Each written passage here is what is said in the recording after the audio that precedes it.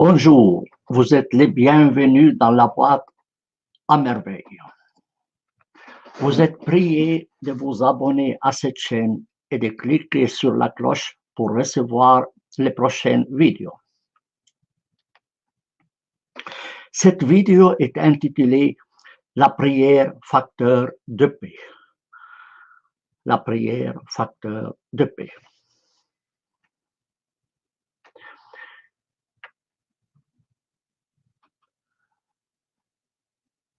Il aurait fallu que je compare la prière dans le judaïsme, le christianisme et l'islam.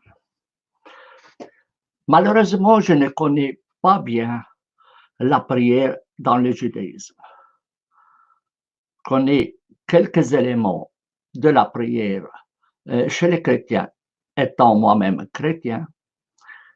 Et concernant la prière des musulmans, j'ai consacré un ouvrage sur le premier chapitre du Coran qui s'appelle la Fatiha et que les musulmans doivent répéter 17 fois par jour.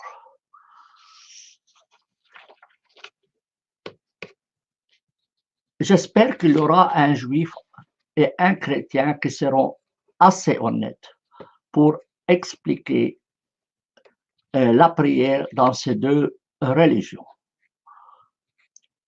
Moi, je me consacrerai surtout à la prière dans l'islam et en particulier à la récitation du premier chapitre du Coran, la Fatiha, sur laquelle, comme je vous l'ai dit, j'ai préparé un ouvrage intitulé La Fatiha et la culture de la haine. La Fatiha et la culture de la haine.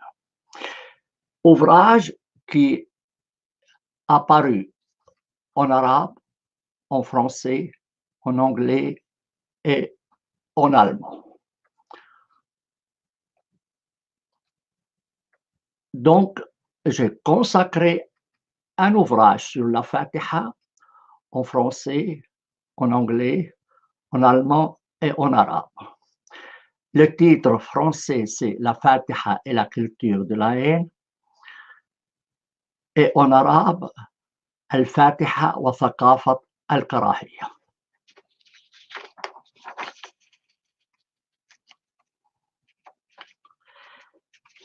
Les musulmans est tenu de faire 5 prières par jour. Chaque prière est accompagnée de raka ou génuflexion. Et à chaque génuflexion, il doit réciter le chapitre premier du Coran. Sans la récitation de ce chapitre, sa prière est nulle. Il n'est pas valide. Il doit la répéter.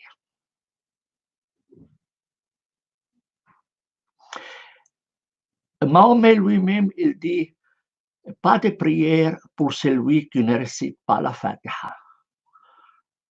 Il dit aussi commandez vos enfants de prier dès l'âge de 7 ans et frappez-les la concernant à l'âge de 10 ans. Ça veut dire que le père peut imposer ses prières, les prières aux enfants.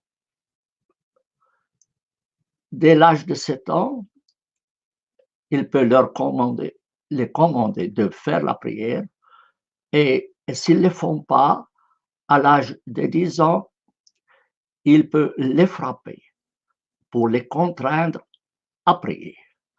Voilà ce qu'il dit le récit de Mahomet. مروا أولادكم بالصلاة وهم أبناء 7 سنين واضربوهم عليها وهم أبناء 10 سنين.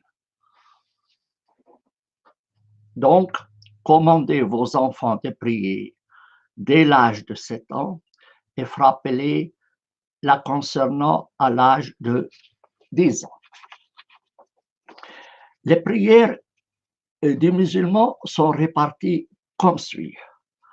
La prière de l'aube, cette prière est accompagnée de 2 génuflexions.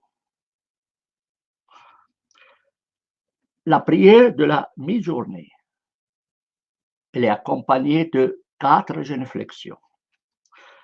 La prière de l'après-midi, elle est accompagnée de 4 génuflexions.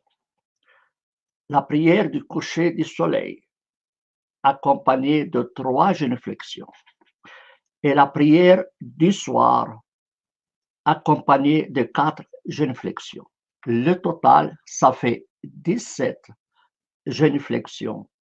Au raka, à chaque génuflexion, le musulman doit répéter le premier chapitre du Coran, sans quoi sa prière n'est pas valide, elle doit la refaire. Alors, que dit le premier chapitre du Coran? Que dit le premier chapitre du Coran? Et je vais vous le lire. Au nom de Dieu, le tout miséricordieux, le très miséricordieux. Je me base ici sur ma propre traduction du Coran en français. Je répète. Premier verset, au nom de Dieu, le tout miséricordieux, le très miséricordieux. Louange à Dieu, le Seigneur du monde. Le tout miséricordieux, le très miséricordieux. Possesseur du jour du jugement. Autres traduisent par maître du jour de la rétribution.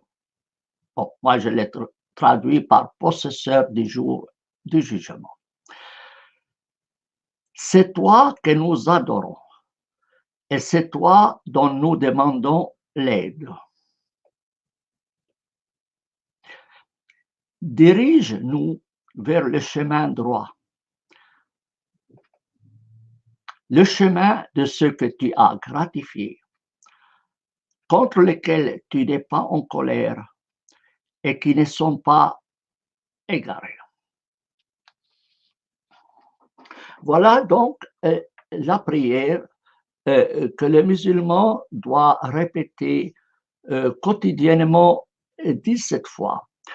C'est au moins chez les sunnites, la majorité des musulmans. Les chiites, d'après ce que les chiites m'ont dit, les musulmans sont obligés de répéter ce chapitre 10 fois. Pour les 7 autres fois, il peut remplacer par d'autres chapitres du Coran. Mais chez la majorité des musulmans, il faut que les musulmans répètent ce chapitre 17 fois par jour. Et en droit musulman, celui qui ne fait pas la prière est considéré comme mécréant et peut être tué. C'est ce que prévoit, par exemple, le code pénal mauritanien expressément. Et même une fatwa saoudienne dit qu'un employé peut tuer son compagnon de travail s'il n'accomplit pas la prière. Donc ça va très très loin.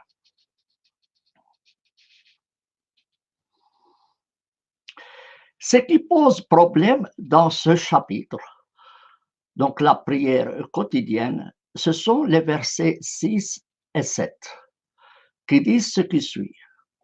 Dirige-nous vers le chemin droit, le chemin de ceux que tu as gratifiés, contre lesquels tu n'es pas en colère et qui ne sont pas égarés. Le chemin de ceux que tu as, donc le chemin de ceux que tu as gratifiés, contre lesquels tu n'es pas en colère et qui ne sont pas égarés. Alors, que signifient ces 2 versets? Si on les prend mot à mot, on n'y voit aucun mal. aucun mal. Le problème, c'est où? C'est que tous les exégètes, sur la base de récits de Mahomet et de versets du Coran, ont décidé que le sens de ces versets est le suivant. Le chemin de ce que tu as gratifié, ça veut dire les prophètes et les bien-aimés de Dieu.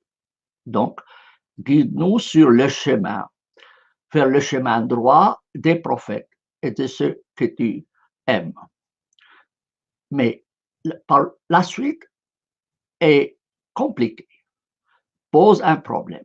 Donc, les exégètes disent contre lesquels tu n'es pas en colère, ça désigne les Juifs.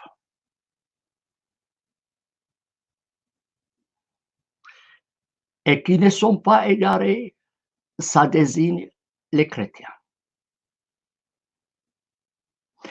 Et là, évidemment, le verset devient problématique. D'ailleurs, ça se limite pas, ça se limite pas, ça se limite pas à, à ce que disent les exégètes, mais ceci est enseigné même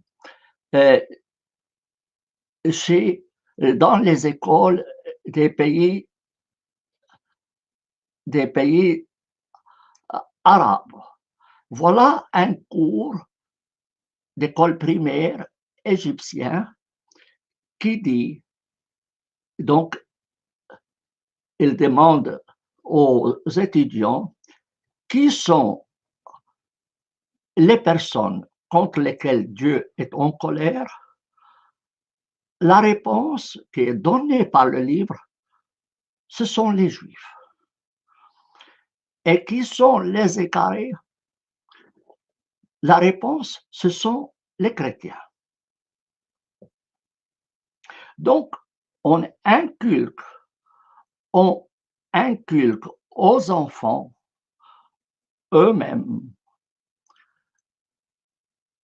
que les Juifs sont des personnes contre lesquelles Dieu est en colère et les chrétiens sont des personnes égarées.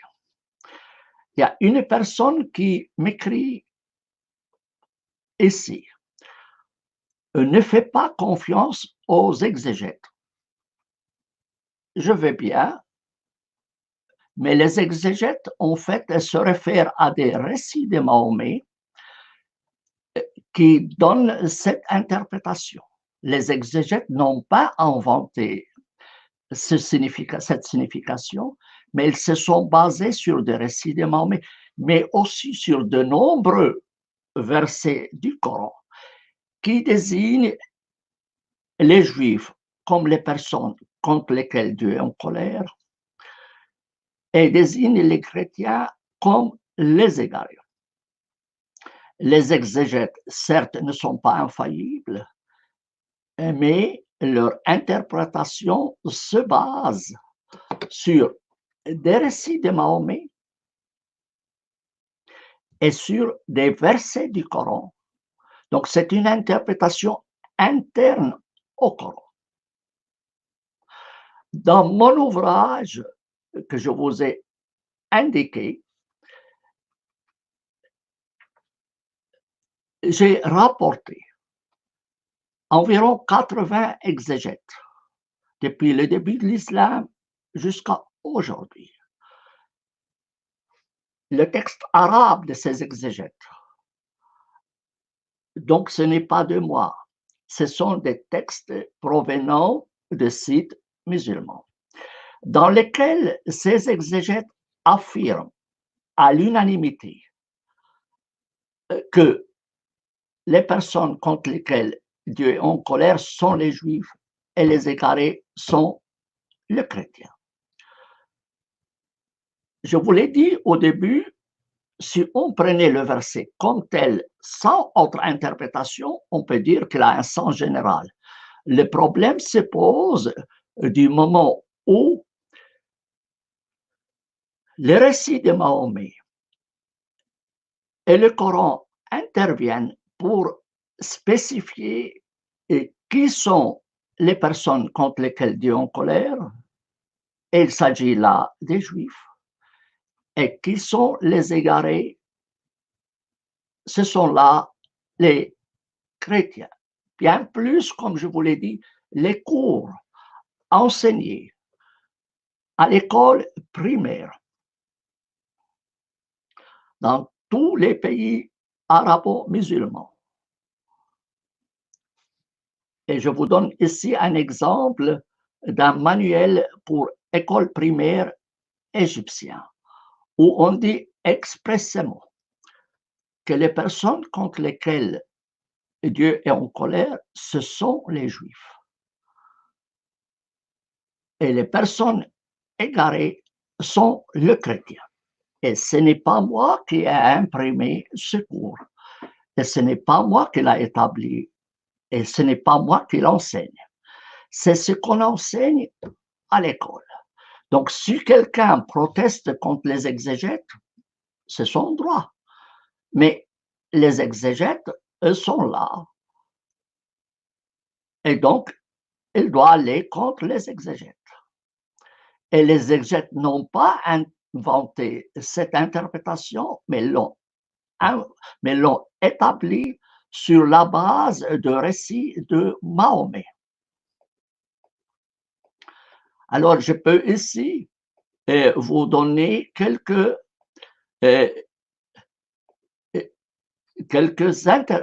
récits de Mahomet qui affirment ce sens.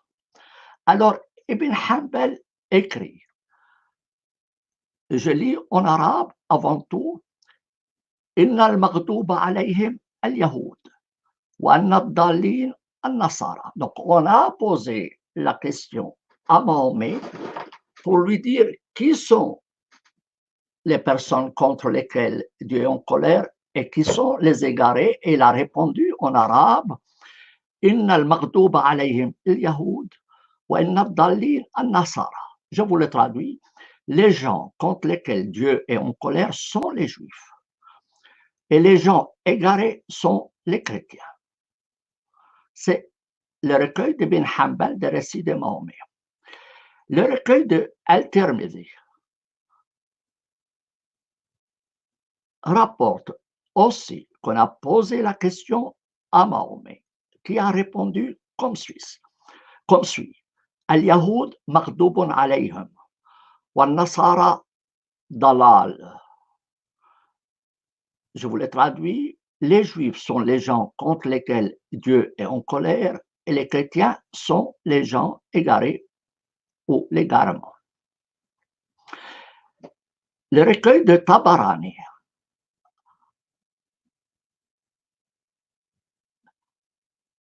rapporte le récit suivant, donc rattaché au prophète Mahomet.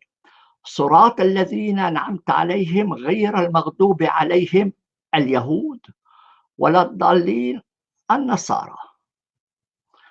Et je vais vous le traduire.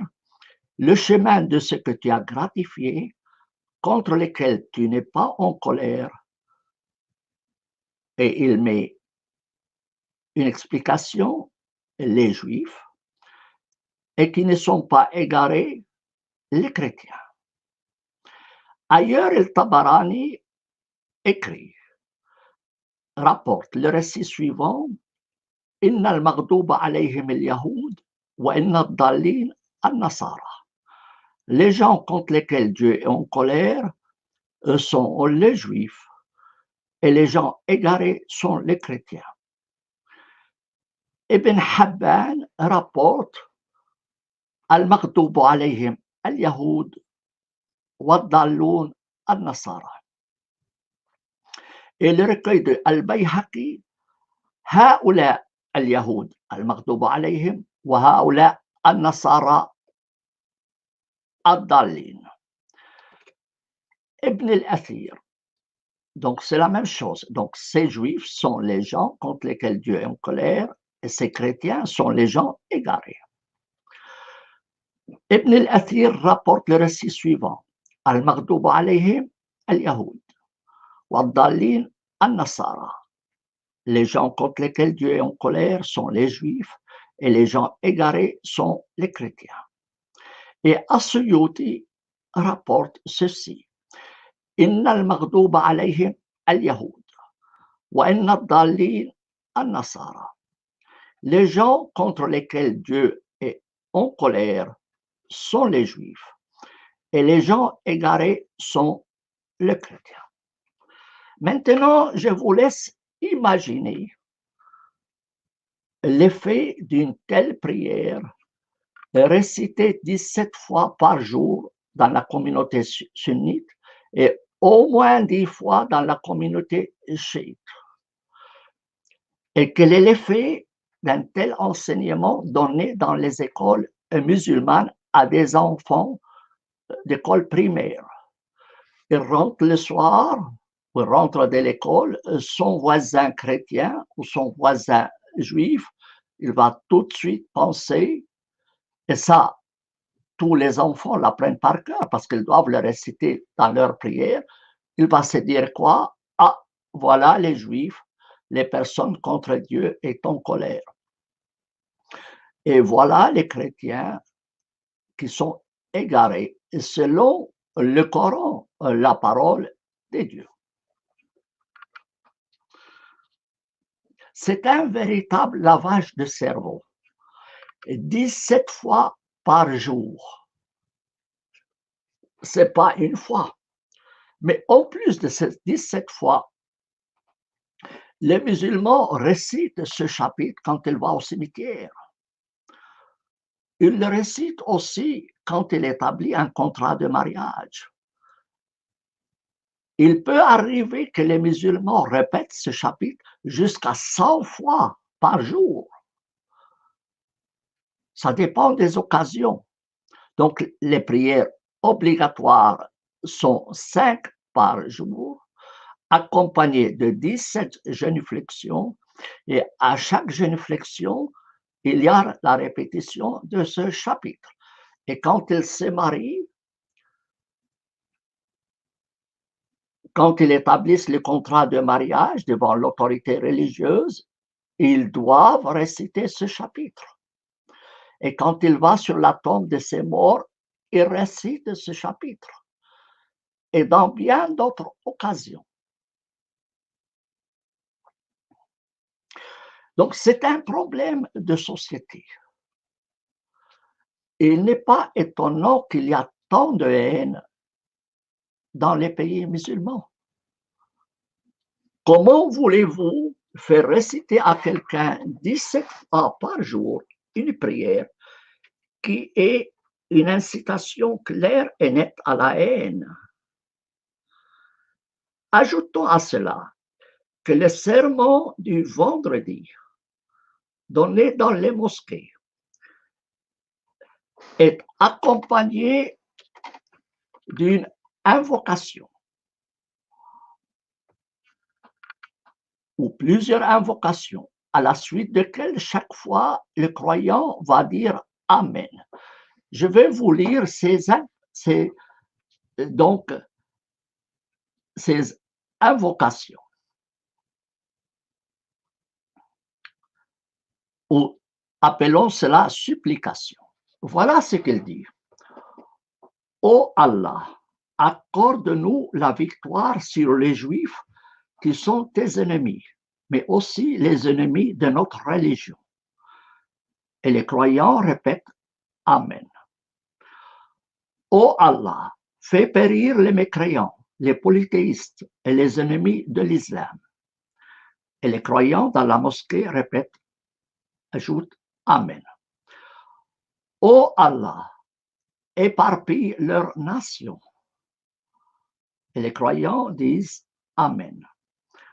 Ô Allah, disperse leurs troupes. Et les croyants disent Amen. Ô Allah, détruis leurs édifices. Et les croyants disent Amen. Ô Allah, fais périr leurs récoltes. Les croyants disent Amen. Ô Allah, rend orphelins leurs enfants. Et les croyants disent Amen. Ô Allah, fais tomber leurs biens et leurs fortunes comme butin entre les mains des musulmans. Et les croyants disent Amen. C'est un genre de supplication. Il peut y avoir d'autres, mais qui vont tous dans le même sens. Et ça se répète dans les mosquées, aussi bien dans les pays musulmans que dans les pays occidentaux. Et cette prière, donc 17 fois par jour, est faite non seulement dans les pays musulmans, mais aussi dans les pays occidentaux. D'où la gravité de la situation. Que faire dans ce cas-là? Que faire dans ce cas-là? Je vous rappelle une chose. C'est que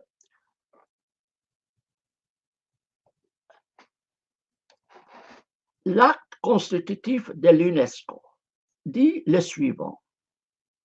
Les gouvernements des États partis à la présente convention, au nom de leur peuple, déclarent que les guerres prenant naissance dans l'esprit des hommes, c'est dans l'esprit des hommes que doivent être élevées les défenses de la paix.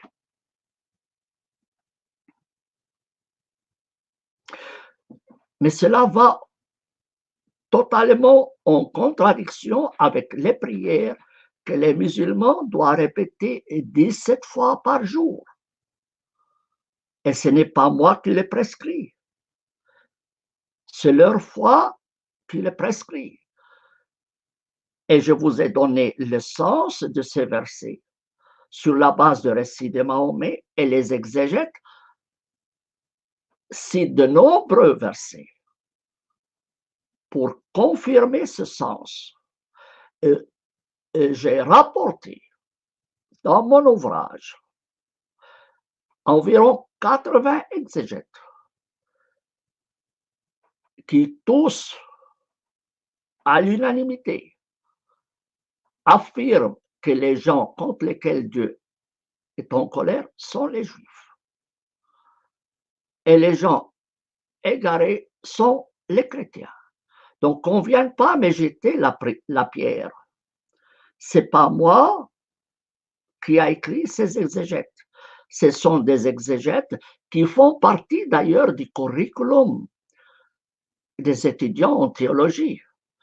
Et cette prière, comme je vous l'ai dit, elle est répétée 17 fois par jour. Et elle est enseignée à l'école primaire dans ce sens précis.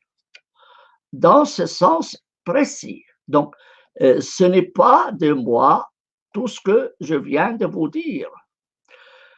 Alors, se pose la question, que faire? Que faire dans ce cas-là? Et comment, effectivement, on peut espérer avoir la paix dans le monde et dans les pays musulmans et la cohabitation pacifique entre les différentes communautés sans un changement total de la structure mentale du musulman qui, comme je vous dis, à partir de l'âge de 7 ans, il est commandé de prier. Et à partir de 10 ans, on le frappe pour le forcer à prier. Et celui qui refuse la prière peut être mis à mort. Et sans la prière de la Fatiha, sa prière n'a aucune validité. N'a aucune validité.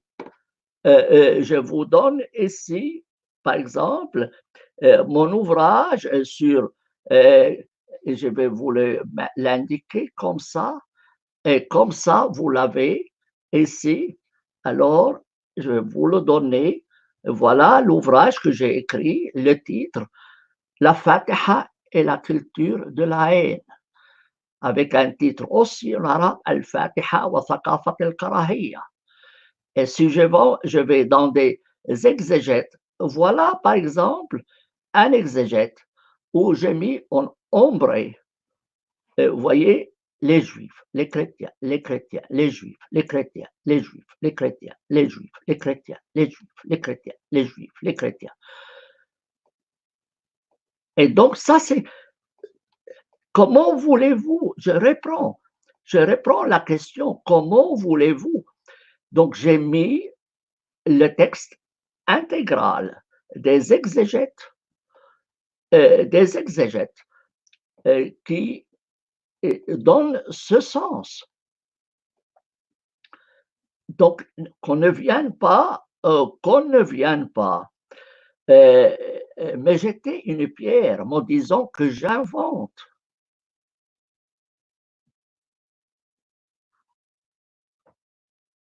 Et j'ai indiqué chaque fois, même si vous ne comprenez pas l'arabe, vous allez trouver le mot juif et chrétien, le terme ombré. Comme ça, vous pouvez voir le nombre de fois. Voyez ici, ici, regardez combien de fois. Voilà, voilà un problème qui doit se poser aux musulmans. Les musulmans doivent revoir leur enseignement scolaire et ils doivent trouver une solution. Alors, soit on supprime la prière de la Fatiha, soit on dénonce expressément et dans tous les milieux religieux et les autorités religieuses, Al-Azhar en tête, les autorités religieuses de la Mecque et les autorités des autres pays, ainsi que les mosquées de France et ailleurs, qu'on dénonce l'interprétation qui a été donnée à ce verset en disant que c'est une interprétation haineuse et qu'il ne faut pas la suivre. Et que le récit de Mahomet sont des récits haineux. Et il ne faut pas s'y baser pour comprendre ce chapitre. Je répète, je ne fais rien que reprendre les textes des exégètes, les versets du Coran qui interprètent les versets que je vous ai donnés, les deux fameux versets que je vous ai donnés, et le récit de Mahomet. Et je vous signale que les musulmans sont tenus de faire cette prière 17 fois par jour au moins, et ça peut aller jusqu'à 100 fois, et que cela est enseigné dans les écoles primaires. Vous voyez? Bon, je ne vais pas prolonger cette vidéo. Je crois que ce que j'ai dit est assez clair. Cet ouvrage se trouve dans la liste de mes ouvrages dont vous trouvez les liens sous cette vidéo. La version arabe est mise à disposition gratuitement, mais on peut aussi le commander auprès d'Amazon. Et les autres versions françaises, anglaises et allemandes, toujours avec les textes intégraux des exégètes musulmans, vous les trouvez chez Amazon. J'ai pris ceux qui entendront cette vidéo d'écrire vos questions et de faire leurs observations. Et j'essaierai d'y répondre dans une autre vidéo. Je vous fais ici une vidéo en français parce que beaucoup d'auditeurs souhaitent que mes vidéos soient aussi en français parce qu'ils ne comprennent pas l'arabe. J'ai d'ailleurs commencé par la version française, mais sous peu, aujourd'hui même, je vais faire la même vidéo en langue arabe. C'est un appel à la réflexion. Ce n'est pas moi qui ai écrit le premier chapitre du Coran. Ce n'est pas moi qui enseigne dans les écoles que les personnes contre Dieu, contre lesquelles Dieu est en colère, ce sont les Juifs et les égarés sont les chrétiens, ce sont eux. Ce n'est pas moi qui ai écrit les exégètes, les exégèses. Et ce n'est pas moi qui ai établi le récit de Mahomet. Qu'on ne me vienne pas me jeter la pierre. Je ne fais que constater. Je leur mets devant leurs yeux cette réalité. Et c'est à eux à en tirer les conclusions. Mais pas seulement à eux, mais aussi leurs autorités politiques et religieuses. Nous aimerions savoir des mosquées en France et ailleurs, et des autorités religieuses, fêtières en France et ailleurs. Que pense-t-il de ce chapitre? Cet ouvrage en langue arabe, vous pouvez le tirer et le distribuer à qui vous voulez. Et vous pouvez indiquer cette vidéo à qui vous voulez. Et si les musulmans contestent le contenu de cette vidéo, je suis à leur disposition. Je suis à leur disposition pour réfléchir sur ce problème.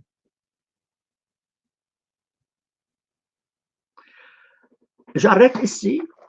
Je vous prie de vous abonner à ma chaîne et de cliquer sur la cloche pour recevoir les prochaines vidéos, surtout celle qui sera enregistrée sous peu sur le même sujet en langue arabe.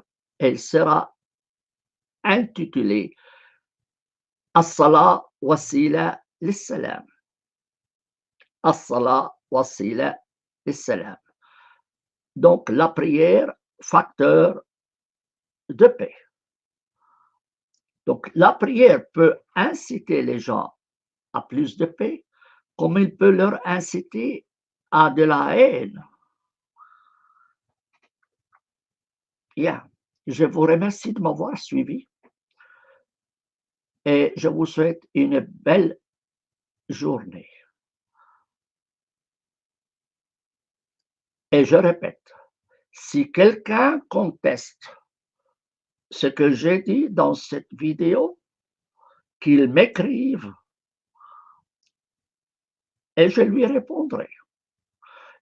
Mais je le prie de ne m'écrire qu'après avoir lu mon texte et avoir entendu la totalité de cette vidéo.